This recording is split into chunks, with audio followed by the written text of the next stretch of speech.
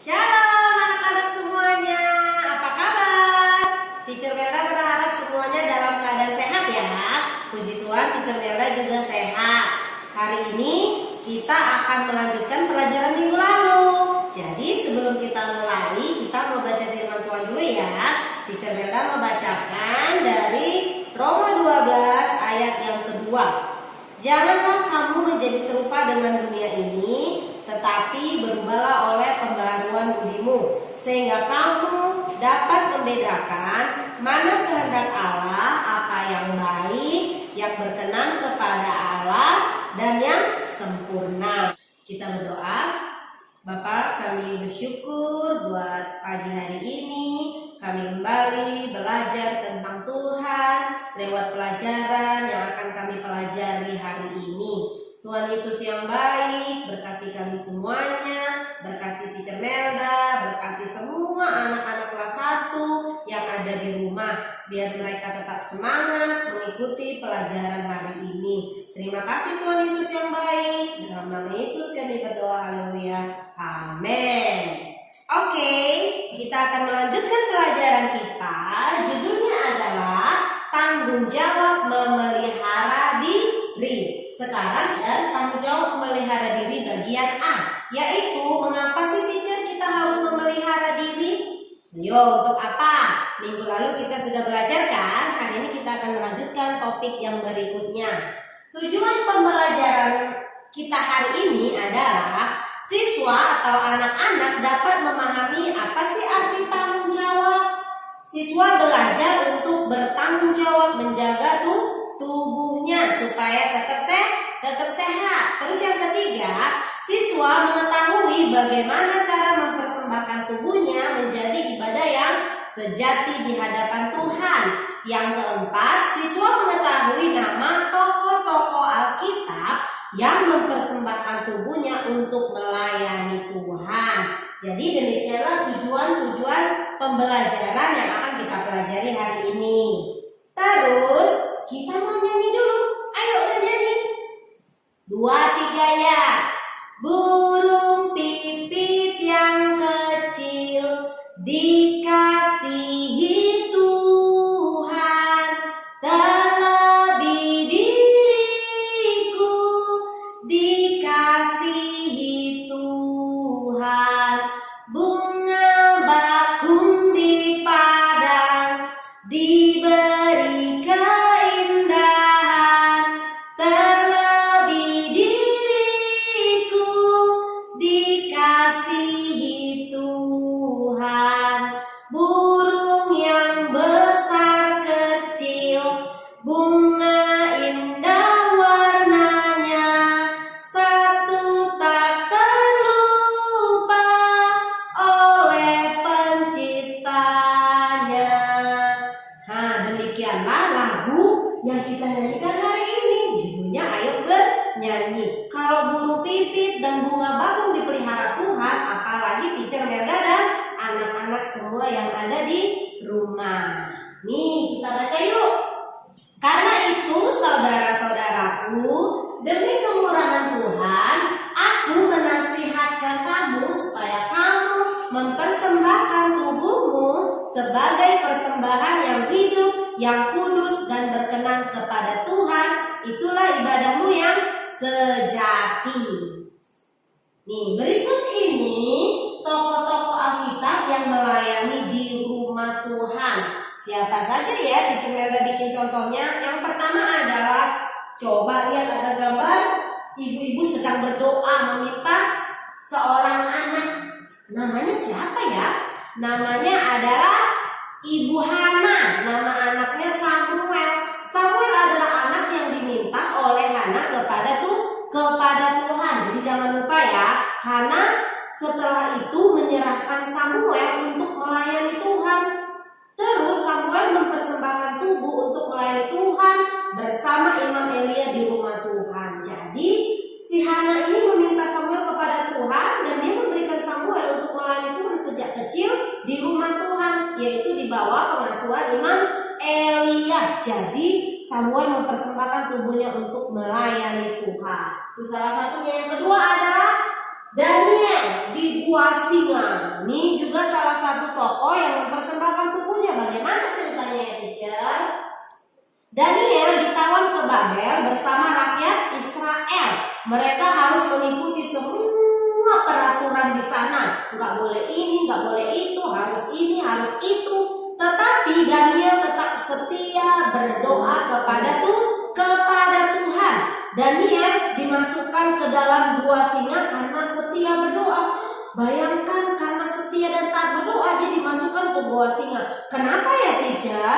Daniel tidak takut karena Tuhan menyertai Daniel. Daniel punya cara lain untuk mempersembahkan tubuhnya kepada Tuhan. Dengan cara apa teacher Melda? Ia setia menyembah Tuhan dimanapun ia berada. Jadi ceritanya Daniel itu dipaksa menyembah patung Nebukadnezar, tapi dia nggak mau. Dia tetap menyembah Tuhan, dia tetap berdoa kepada Tuhan, dan rajanya marah. Akhirnya apa konsekuensinya? Dimasukkanlah si Daniel ke gua singa. Mati nggak Danielnya? Dimakan singa nggak ya? Dia tidak dimakan. Kenapa? Sepertinya waktu itu singanya nggak lapar. Tuhan buat singanya nggak lapar, malahan singa dan Danielnya berteman. Jadi itulah kehebatan Tuhan ketika Daniel mempersembahkan tubuhnya untuk tidak melakukan perintahnya raja itu menyembah berhala, dia malah diselamatkan oleh Tuhan. Itulah tokoh yang kedua. Sekarang teacher, bagaimana sih cara mempersembahkan tubuh sebagai ibadah sejati kepada Tuhan? Kita lihat bersama-sama. Nih, lihat tuh ada gambar siapa? Ada gambar mendoakan orang sakit. Jadi salah satu cara mempersembahkan tubuh kita kepada Tuhan adalah dengan cara berdoa. Pertama itu mendoakan orang sakit. Kalau kita nggak bisa kunjungi orang sakit karena corona, kamu bisa mendoakannya dari rumah. Berdoalah buat orang-orang atau keluargamu yang sedang sakit. Itu salah satu yang menyenangkan hati Tuhan. Terus tuh ada gambar pendeta, ada gambar teacher. Itu mungkin kayak teacher Melda ya, cantik. Gambar pendeta itu juga perlu didoakan. Pendeta di gereja juga perlu didoakan. Supaya apa teacher? Supaya waktu khotbah pendetanya tetap semangat, tetap kuat berdirinya, kan capek 1 jam dia khotbah, saudara. Jadi dia perlu kekuatan dari mana teacher? Dari Tuhan. Jadi kamu juga perlu berdoa buat hamba-hamba Tuhan ketika berkhotbah. Doakan juga teacher Melda itu, ada guru teacher Melda dan teacher yang lainnya. Ayo, siapa yang pernah berdoa buat teachernya atau sama sekali nggak pernah didoain teachernya? Padahal teachernya juga pernah didoain. Jadi mulai hari ini kalau kamu belum pernah berdoa buat teacher, doakan teachernya juga ya supaya tetap sehat semangat. Jadi anak-anak semuanya juga boleh merasakan berkatnya Tuhan lewat teacher. Nih, siapa lagi yang perlu didoakan? Orang tua dan bangsa Indonesia. Jadi orang tua juga sebagai wakil Allah di bumi ini yang Tuhan berikan kepada anak-anak semua perlu didoakan supaya papamannya sehat, pekerjaannya lancar, bisnisnya lancar. Jadi uangnya banyak, kamu bisa sekolah, kamu bisa hidupnya bisa layak, apa-apa tersedia semuanya. Kenapa? Karena ada berkat Tuhan yang turun lewat papa dan mama ketika kamu berdoa. Berkati juga bangsa Indonesia supaya apa teacher? Supaya aman, supaya corona cepat berlalu dari bangsa ini. Amin ya. Amin. Nih, ada cara lain untuk mempersembahkan tubuh sebagai ibadah yang sejati kepada Allah. Apa itu teacher? Tuh lihat, ada gambar orang yang jatuh. Mungkin habis nginjek pisang ya, kulit pisang, dia terpleset. Akhirnya luka deh. Bagi apa hubungannya teacher dengan cara mempersembahkan diri? Ketika kamu menolong orang lain yang susah, itu juga salah satu cara mempersembahkan tubuhmu kepada Tuhan. Mengerti ya? Terus ada gambar anak yang sedang membuang sampah. Membuang sampah pada tempatnya juga salah satu cara bagaimana kamu mempersembahkan tubuhmu. Jadi hal-hal ini juga bisa kamu lakukan. Bisa ya?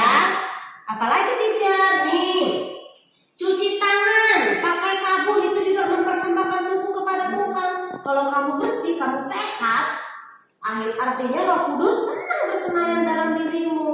Terus apa lagi teacher? Pakai masker. Hari-hari ini kan pemerintah bilang cuci tangan sebelum makan, cuci tangan setelah makan. Apapun aktivitasmu cuci tangan kata pemerintahnya. Terus apa? Disuruh pakai masker, kenapa? Kan masih corona. Kita harus taat anjuran pemerintah. Ketika kamu taat dengar-dengaran pakai masker dan cuci tangan, kamu sudah mempersembahkan tubuhmu kepada Tuhan.